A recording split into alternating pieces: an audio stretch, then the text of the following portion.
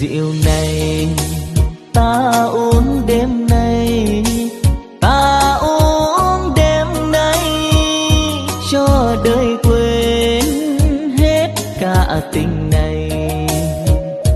Mai người đi lối nhỏ heo gầy, mới ngày nào bước đến bên nhau, mới ngày nào ta nói yêu nhau.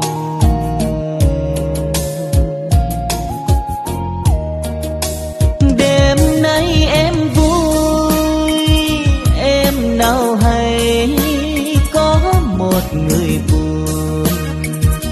Ta nhìn em nát cả nỗi lòng, một mai này chỉ có riêng ta. Từng đêm về lạnh lùng ôm thương nhớ. Đêm nay ta say say để quên hết cuộc tình này.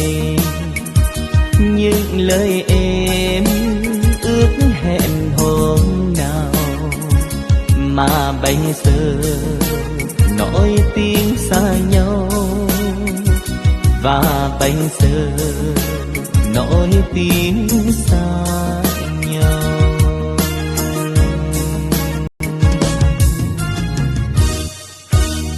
Ly rượu này ta chúc cho em, ta chúc cho em bên người yêu vui sống trọn cả một đời. Ta mời em uống cạn ly này, một đời mình mãi mãi xa nhau, và một đời mãi mãi xa nhau.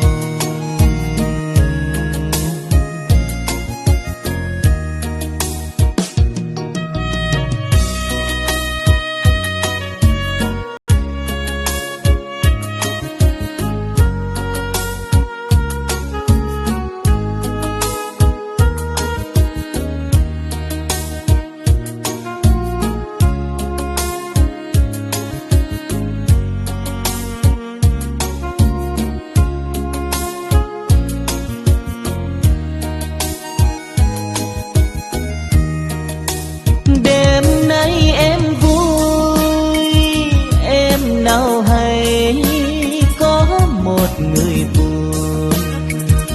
Ta nhìn em nát cả nỗi lòng, một mai này chỉ có riêng ta. Từng đêm về lạnh lùng ôm thương nhớ. Đêm nay ta say say để quên hết cuộc tình này. Những lời em ước hẹn hôm nào mà bây giờ nỗi tiếng xa nhau, và bây giờ nỗi tiếng xa nhau.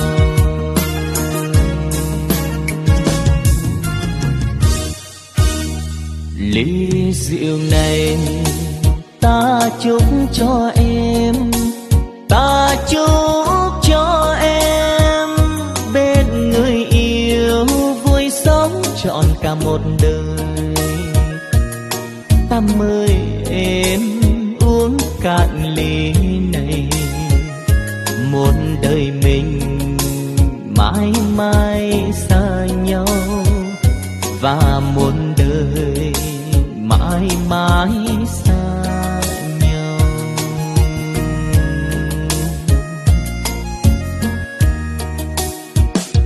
Ta mời em uống cạn ly này, một đời mình mãi mãi xa nhau, và một đời mãi mãi xa